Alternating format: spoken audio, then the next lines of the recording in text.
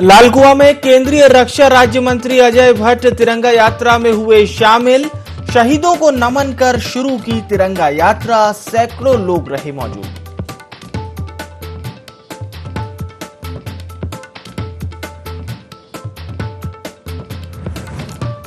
चंपावत में खुला मुख्यमंत्री कैंप कार्यालय, पूजा अर्चना कर कार्यालय का हुआ शुभारंभ। सीएम धामी रहे मौजूद।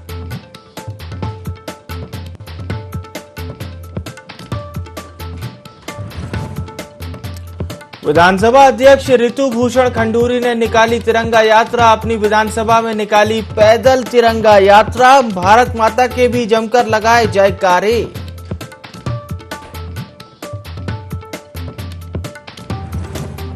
लक्सर में तिरंगे को लेकर विधायक और बीजेपी नेताओं में छिड़ी जुबानी जंग। विधायक बोले, हमने बनाया तिरंगा, इसे लगाने का पहला हक हमारा। बीजेपी नेताओं का चढ़ा पारा।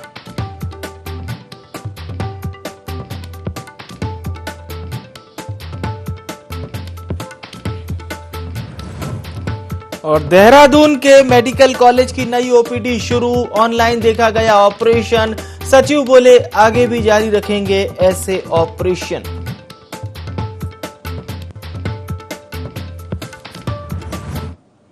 नमस्कार, आप देख रहे हैं देवभूमि लाइव। आपके साथ मैं हूं विवेक पांडे। बुलेटिन की शुरुआत करेंगे बड़ी खबर के साथ, जो कि देहरादून से मिल रही है। संतोष बडोनी की सचिव पद से छुट्टी कर दी गई है। सेवा अधीनस्थ चयन आयोग के ये सचिव थे और पेपर लीक मामले में संतोष बडोनी पर गाज गिरी है। उन्हें पद से हटा दिया गया है। सुरेंद्र सिंह रावत को आयोग के सचिव की जिम्मेदारी दी गई है। तो सेवा अधीनस्थ चयन आयोग के ये सचिव थे और पेपर लीक मामले में संतोष बडोनी पर गाज गिरी है। उन्हें पद से हटा दिया गया है। प्रिंसिपल करस्पॉन्डेंट कैलाश बिष्ट हमारे साथ इस बड़ी खबर पर जुड़ चुके हैं। कैलाश जी, विस्तार से जानकारी इस खबर पर। विवेक, देखिए, वाकई ये बहुत बड़ा मामला है। यूपीएसएससी के अंदर और यूपीएसएससी पर ये जिम्मेदारी होती है कि प्रदेश में जितने भी विभागों की जो परीक्षाएं होती हैं उसको यूपीएसएससी ही कंडक्ट करवाता है। और बीते अगर 2021 की बात करें तो 2021 में जो भर्तियां करवाई गई थी यूपीएसएससी द्वारा, उसमें पेपर लीक हुआ था, जिसके बाद अब ये 2022 में ये पूरा मामला खुला है। जिसके चलते जो इस आयोग के जो अध्यक्ष थे आईएएस एस राजू, उनको इस्तीफा अपने पद से देना पड़ा था, क्योंकि 2016 से वो लगातार बने हुए थे। उनकी कार्यप्रणाली पर लगातार प्रश्न चिन्ह लग रहे थे। आज जो सचिव थे संतोष बडोनी, उनको भी उनके पद से अवमुक्त कर दिया गया है, उनको हटा दिया गया है, क्योंकि उन पर भी शक की सुई घूम रही थी। और जाहिर तौर पर अभी उन पर जांच भी बैठने के आसार बताए जा रहे हैं, जो हमारे सूत्र बता रहे हैं। उसके अलावा विवेक में जानकारी और आपको दे दूं, आज 17वीं गिरफ्तारी हुई है सचिवालय से। और एक जो शिक्षक था, जो उत्तरकाशी जिले में जो तैनात था, उसको राजधानी देहरादून से गिरफ्तार किया गया है। उसको पूछताछ के लिए बुलाया गया था और पूछताछ में जब उसकी बातों में भिन्नता पाई गई तो उसको एसटीएफ ने तुरंत उसी वक्त गिरफ्तार कर लिया। कल भी एक गिरफ्तारी कल सचिवालय परिसर से हुई थी। तो लगातार गिरफ्तारियां हो रही हैं, कुल 17 गिरफ्तारियां। और उसके बाद आज सचिव को उनके पद से अवमुक्त करके हटा देना, तो कहीं ना कहीं ये बहुत बड़ा मामला है। और अब इसके बाद एक और जानकारी यहाँ पर जो निकल कर आ रही है विवेक, वो ये है कि एसटीएफ इस कोशिश में है कि अब वो उत्तर प्रदेश में इनके तार खंगाले, क्योंकि जो यहाँ पर जो आउटपुट यहाँ पर एसटीएफ को मिल रहा है वो यही मिल रहा है कि एक बहुत बड़ा नकल गिरोह जो उत्तर प्रदेश में सक्रिय है, हो सकता है कि इन लोगों के तार उस गिरोह से जुड़े हों और उसी बिना पर यहाँ पर भी बहुत ही तरीके से इन पेपरों को लीक लोगों को पास करवाए। जी, बहुत बहुत शुक्रिया आपका तमाम जानकारी हम तक पहुंचाने के लिए। और अब देखना होगा क्या कुछ प्रशासन और भी खुलासा करता है। बहरहाल बड़ी गाज गिरी है, सचिव को पद से हटा दिया गया है। और चलिए अब रुख करेंगे खबरों की ओर। चंपावत भ्रमण के दौरान मुख्यमंत्री पुष्कर सिंह धामी तहसील लोहाघाट स्थित पूर्व विधायक पूरन सिंह फर्त्याल के निवास पर पहुंचे, जहां पहुंचकर मुख्यमंत्री ने पूर्व विधायक फर्त्याल की माताजी के आकस्मिक निधन पर दुख और संवेदना व्यक्त की। जहां पूरन सिंह फर्त्याल और उनके परिवारजनों से भी उन्होंने मुलाकात की, साथ ही भगवान से शोकाकुल परिवार को दुख सहने की प्रार्थना की। इस दौरान मुख्यमंत्री धामी के साथ सांसद अजय टमटा और उत्तराखंड वन विकास निगम के अध्यक्ष कैलाश चंद्र गहतोड़ी भी मौजूद रहे।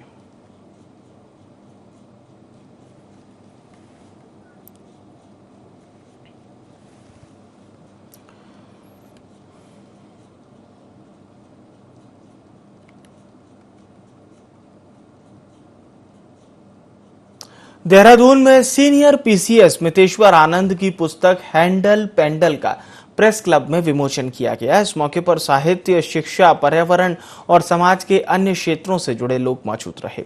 इस दौरान पुस्तकों के लेखन को लेकर गोष्ठी का आयोजन भी किया गया, जिसमें मौजूद लेखकों ने अपने अपने विचार रखे।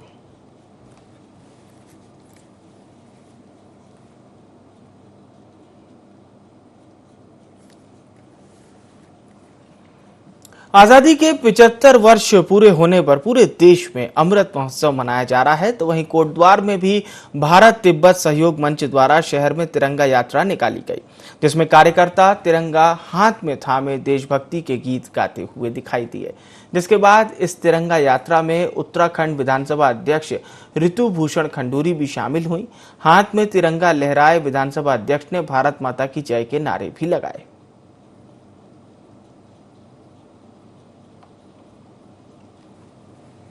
पिछले 1 साल से अमृत महोत्सव भारत की आज़ादी का अमृत महोत्सव मनाया जा रहा है और उसके तहत 13 से 15 हम लोगों को तिरंगा रैली करनी और हर घर तिरंगा लगाना है। एक भारतीय होने के नाते एक गौरव की अनुभूति होती है जब इस झंडे को लेकर हम चलते हैं और इस झंडे को अपने घर पे लहराते हैं, तो बहुत अत्यंत प्रसन्नता होती है, खुशी होती है। और इसी के तहत आज मैं यहाँ पर पहुंची हूँ और मुझे बड़ी खुशी है कि जो ये आज यहाँ पर रैली निकली इसमें मेरी भी भागीदारी।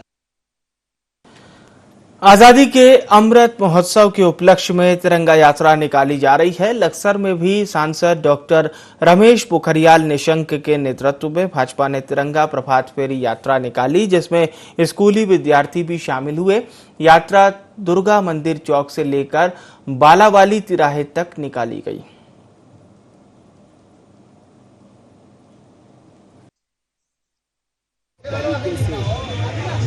जैसे स्थान पर भी बच्चा आज सड़कों पर हजारों की तादाद में आज भारत माता की जय जयकार के नारों के साथ तिरंगा को हाथ में लिए लोग सड़कों पर हैं, घर घर से निकले हैं। ये भारत देश देश की आज़ादी से पहले जिस तरीके का जुनून था, आज आज़ादी के 75 वर्ष के बाद फिर भारत माँ के प्रति वही जुनून पैदा हुआ है।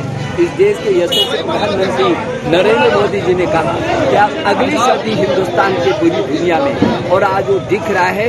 ये जो तिरंगा है, ये हमारा मान है, स्वाभिमान है, अभिमान है, ये हमारी पहचान है, ये देश की पहचान है। और इसलिए हर घर में तिरंगा, हर दिल में तिरंगा, घर घर में तिरंगा, गली गली में, घर घर में, दिल दिल में तिरंगा, और आज ये होता हुआ दिख रहा है। सितारगंज में हर घर तिरंगा अभियान के तहत तिरंगा यात्रा निकाली गई। इस अभियान के जरिए सरकार की योजना है कि 13 से 15 अगस्त के बीच जन भागीदारी से 20 करोड़ से ज्यादा घरों पर तिरंगा फहराया जाए, जिसमें लोगों ने बढ़ चढ़कर हिस्सा लिया। इस अभियान के तहत लोगों को घरों पर तिरंगा फहराने के लिए भी प्रेरित किया गया।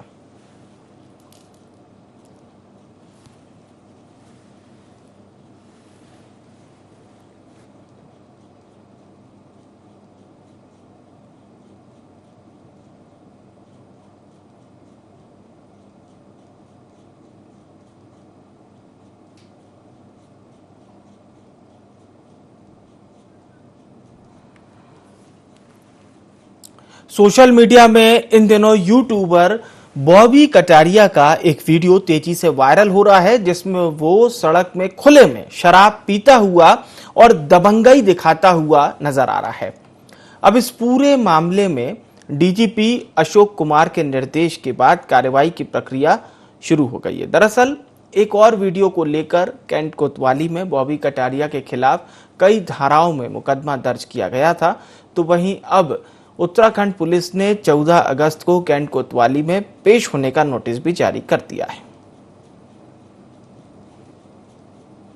देखिए, इसको कैंट पुलिस ने नोटिस जारी किया है थाने में आकर के बयान देने हेतु। अगर वो बयान देने नहीं आता है तो फिर आगे की कार्रवाई की जाएगी। ऋषिकेश में पंजाबी महासभा 14 अगस्त को विभाजन विभीषिका स्मरण दिवस मनाएगी। इसके तहत त्रिवेणी घाट पर शाम के समय श्रद्धांजलि सभा का आयोजन होगा, जिसमें 1947 में देश के बंटवारे के दौरान हिंदुस्तान आते समय शहीद हुए पूर्वजों को श्रद्धांजलि दी जाएगी।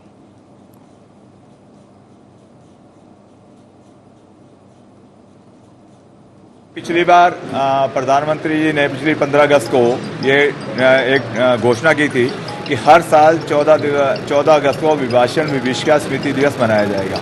तो ये दिवस तो नाम इसलिए दिया गया है, लेकिन इससे पहले भी एक पंजाबी महाकुंभ हो चुका है जिसमें हमारे शहीदों को तर्पण भी दिया गया। हरिद्वार में हुआ था, बहुत बड़ा कार्यक्रम हुआ था, उस तरह से तो हुआ है। लेकिन विभाषण विभीषिका स्मृति दिवस के रूप में चूंकि पिछली 15 अगस्त को डिक्लेयर हुआ 14 अगस्त को मनाया जाएगा, तो पहली 14 अगस्त ही आई है, तो उस रूप में इसको इस बार पहली बार मनाया जा रहा है।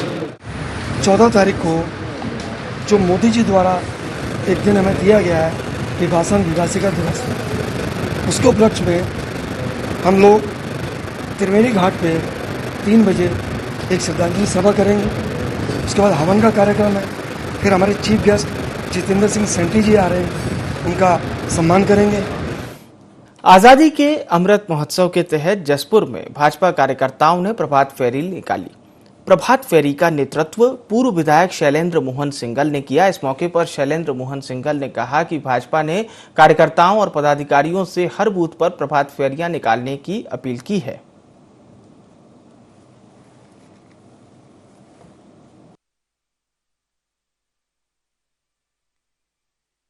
सत्तर साल स्वतंत्रता के हो गए और भारतीय जनता पार्टी ने अपने कार्यकर्ताओं को, पदाधिकारियों को ये एक संदेश दिया है कि पूरे नगर में हर बूथ पर प्रभात फेरियां निकाली जाएंगी। उसी क्रम में आज जसपुर में प्रभात फेरी निकल रही है और इसके माध्यम से एक लोगों के अंदर देश भाव के प्रति भावना, उनको याद दिलाना कि हमारे कितने शहीदों ने अपना बलिदान दिया था, हमें देश की आज़ादी मिली और देश की आज़ादी का क्या महत्व है, ये बताने का प्रयास इस प्रभात फेरी के माध्यम से हो। कोटद्वार में आजादी के अमृत महोत्सव के उपलक्ष्य में हर घर तिरंगा अभियान के तहत विधानसभा अध्यक्ष ऋतु भूषण खंडूरी ने पैदल तिरंगा यात्रा निकाली। यात्रा देवी रोड से शुरू होकर मालवीय उद्यान तक निकाली गई। तिरंगा यात्रा में स्कूली बच्चों समेत स्थानीय लोगों ने भी हिस्सा लिया।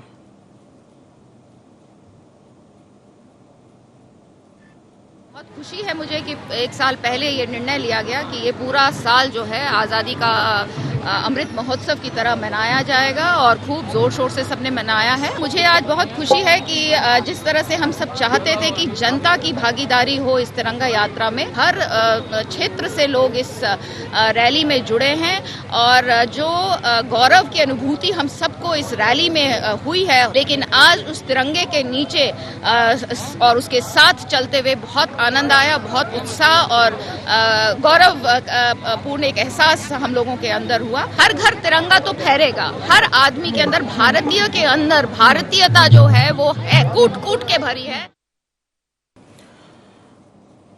मुख्यमंत्री पुष्कर सिंह धामी चंपावत दौरे पर हैं। अपने दौरे के दूसरे दिन सीएम पुष्कर सिंह धामी लोहाघाट के सुप्रसिद्ध पौराणिक श्री ऋषिएश्वर महादेव मंदिर पहुंचे, जहां मंदिर समिति के स्थानीय लोगों ने उनका सम्मान किया।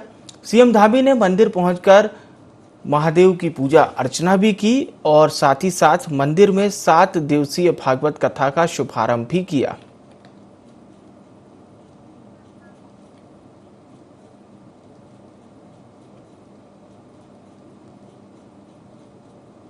आजादी के अमृत महोत्सव के तहत हर घर तिरंगा अभियान को सफल बनाने की कोशिश की जा रही है। इसी कड़ी में देहरादून में तिरंगा जन जागरण यात्रा निकाली गई, जिसमें महिला एवं बाल कल्याण मंत्री रेखा आर्या भी शामिल हुई। यात्रा शहीद स्मारक कचहरी से पुलिस लाइन तक निकाली गई। इस दौरान मंत्री रेखा आर्या ने कहा कि आजादी के अमृत महोत्सव की 75वीं वर्षगांठ पर हमारे देश की आन बान शान तिरंगे को घर घर पहुंचाने में भला दिक्कत क्या है। जो लोग तिरंगे जैसे ध्वज पर प्रश्न चिन्ह लगा रहे हैं, ये महज उनका दिवालियापन है।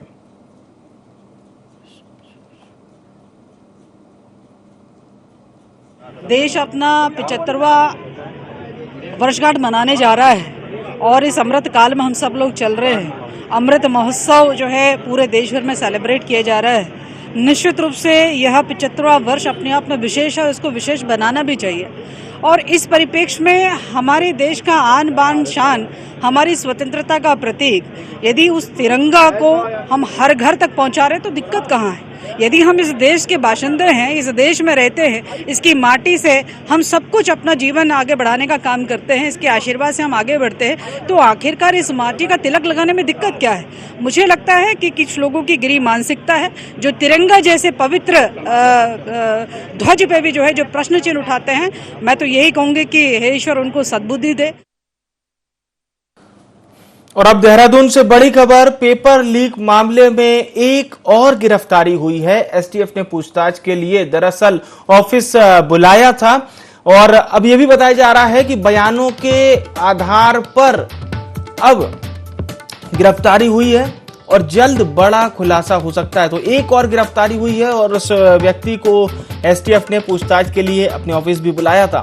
अब बयानों के आधार पर एक गिरफ्तारी हुई है और जल्द बड़ा खुलासा हो सकता है, यानी कि धीरे धीरे पुलिस लगातार इससे जुड़े हुए बड़े खुलासे कर सकती है। और हमने देखा था जिस तरह से कार्रवाई हुई पेपर लीक मामले में, सचिव को भी हटा दिया गया और एसटीएफ ने पूछताछ के लिए एक व्यक्ति को बुलाया था जिसे गिरफ्तार कर लिया गया है। एक और गिरफ्तारी हुई है पेपर लीक मामले में। बड़ी खबर आपको देहरादून से बता रहे हैं।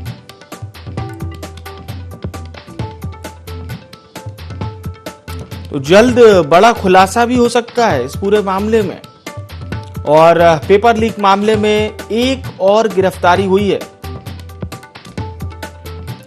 तो लगातार सरकार की ओर से बड़ी कार्रवाई की जा रही है। एक बार फिर से इस बड़ी खबर पर हमारे साथ प्रिंसिपल करस्पॉन्डेंट कैलाश बिष्ट जुड़ चुके हैं। कैलाश, निश्चित तौर पर इस पूरे वाकये को सरकार किसी भी तरह से हल्का नहीं लेना चाह रही। हमने देखा था पेपर लीक मामले में पहले सचिव को हटाया गया और अब एक और गिरफ्तारी हुई है। जी बिल्कुल विवेक, देखिए मैंने आपको बताया था कि 16 गिरफ्तारियां कल तक हो चुकी थी और आज 17वीं गिरफ्तारी इस शिक्षक के रूप में हुई है जो उत्तरकाशी में पोस्टेड था और देहरादून का ये शिक्षक रहने वाला है। और एसटीएफ की रडार पर ये था जिसको आज बुलाया गया था पूछताछ के लिए। और पूछताछ में जब इसके जो बयान इसने दिए थे शिक्षक ने, तो बयानों में कहीं ना कहीं विरोधाभास लगा एसटीएफ को, जिसके आधार पर उसको गिरफ्तार किया गया है। पर बहुत अहम उसने खुलासे किए हैं, जिन खुलासों के बाद विवेक अब एसटीएफ उत्तर प्रदेश मूव करने की तैयारी कर रही है और खंगाला जा रहा है उन तमाम लोगों को जिनके तार उत्तराखंड के यूकेएसएससी पेपर लीक मामले से जुड़े हो सकते हैं। क्योंकि इस तरह के जो घटनाक्रम हुए हैं उत्तराखंड में इससे पहले कभी इतने बड़े स्तर पर पेपर लीक के मामले नहीं हुए थे। इतने जो नकलची थे उन लोगों को पुलिस ट्रेस नहीं कर पाई थी, एसटीएफ ट्रेस नहीं कर पाई थी। और पहली बार ऐसा हुआ है कि एक ही क्षेत्र के बहुत ज्यादा लोग जो नकल करके पास हुए थे उन लोगों को ट्रेस करने का काम एसटीएफ ने किया है और उन लोगों को अब चिन्हित करने का काम भी एसटीएफ कर रही है। तो जाहिर तौर पर ये जो आज गिरफ्तारी हुई है इसको बहुत अहम माना जा रहा है। बिल्कुल बिल्कुल, बहुत अहम मानी जा रही है गिरफ्तारी और लगातार सरकार की ओर से कार्रवाई की जा रही है। बहुत बहुत धन्यवाद आपका तमाम जानकारी हम तक पहुंचाने के लिए। तो जल्द एसटीएफ एक बड़ा खुलासा भी कर सकती है इस पूरे वाकये को लेकर, जिस पर पूरे उत्तराखंड की नजरें भी बनी हुई हैं।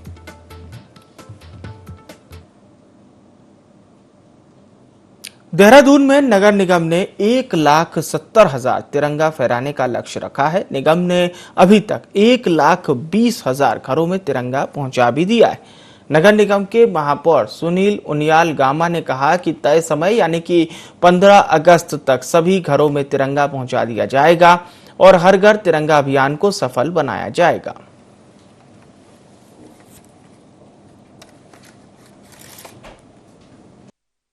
एक 1,70,000 जो है का लक्ष्य जो है यहाँ है। लगभग 1,20,000 झंडा अब तक बढ़ चुका है और मुझे लगता है कि 15 अगस्त तक जो है सबके घर में जो है मुझे लगता है कि तिरंगा दिखाई देगा।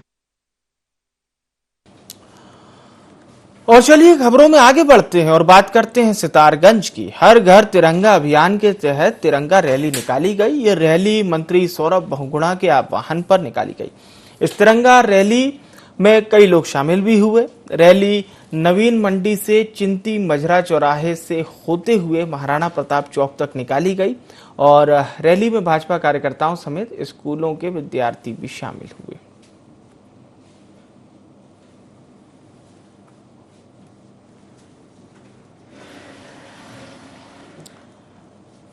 आजादी के अमृत महोत्सव में हर घर तिरंगा अभियान को भाजपा सफल बनाने में लगी है। वहीं भाजपा महानगर महिला मोर्चा की अध्यक्ष कमली भट्ट ने बताया कि इस अभियान को लेकर महिलाएं बढ़ चढ़कर भाग ले रही हैं और महानगर के अंतर्गत आने वाले सभी घरों में महिला मोर्चा द्वारा झंडे पहुंचाए जा रहे हैं। उन्होंने कहा कि इस अभियान को सफल बनाने के लिए महिलाओं में खासा उत्साह है।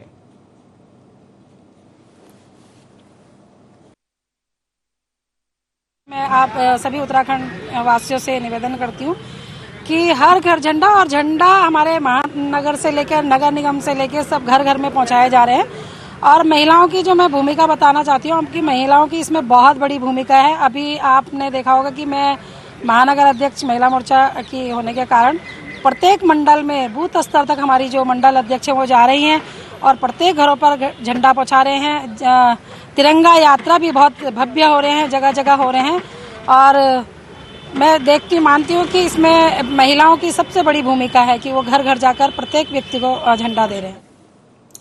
लक्सर के शेखपुरी गांव में लंबे संघर्ष और मुद्दतों बाद आखिरकार ग्रामीणों को पेयजल के लिए टंकी तो किसी तरह नसीब हो गई, मगर बीते समय से गांव में बनी टंकी शोपीस बनकर रह गई है। कारण है पेयजल टंकी निर्माण होने के बाद भी बिजली की व्यवस्था का ना होना। ऐसे में जब कई बार शिकायतों के बावजूद भी इसका निराकरण नहीं हुआ तो ग्रामीणों का पारा 7वें आसमान पर पहुंच गया। उन्होंने सैकड़ों की संख्या में इकट्ठा होकर लक्सर के मुख्य बिजली घर पर डेरा डाल दिया और मांगे पूरी नहीं होने तक वहीं जमा रहने का ऐलान कर दिया।